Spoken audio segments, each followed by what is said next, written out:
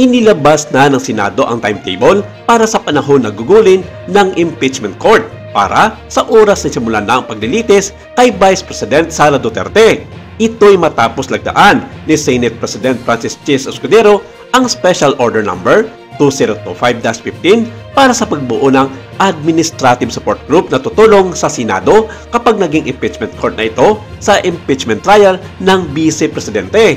Sa lahat ng mga senador, tanging sina Bato de la Rosa, Ruben Padilla, Bongo, Amy Marcos at Coco Pimentel at tila hindi pa nagpahayag ng kanilang go signal para simulan na ang pagdinig tungkol sa kaso. Sa panukalang impeachment calendar sa pagbalik na sesyon sa June 2, isasumite ng prosecutors ang Articles of Impeachment at aprobahan din ang revised rules of procedures ng impeachment ng trial ni Vice President Sara Duterte.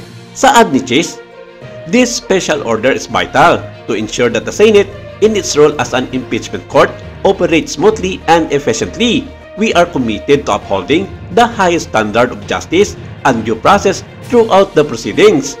Almost all of us here in the Senate are ready about the impeachment trial of VP Sara Duterte, and some of my colleagues have not yet given their go signal for it to start anytime now.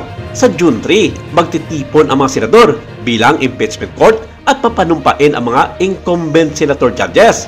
Sa June 4 naman, mag-i-issue ng sumon kay VP Sara at sa June 14 hanggang June 24 naman ang pagtanggap ng pleadings at sagot ng kampo ng Vice Presidente. Sa June 24 to 25 naman, itatakda ang pre-trial.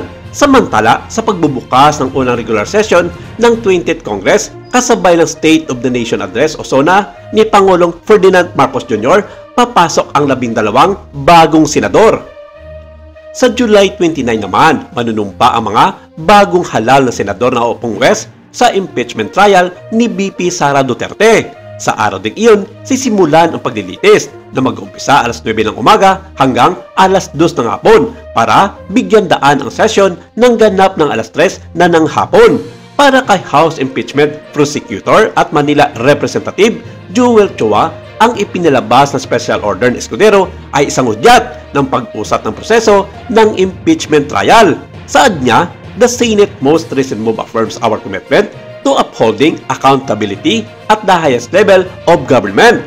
Kung matatandaan, ang nasabing kongresista na siyang chairperson ng House Committee on Good Governance ay nagsimulang magpaimbestiga sa paggastos ni VP Sara ng 612.5 million pesos na confidential fund itong mga nakaraang taon.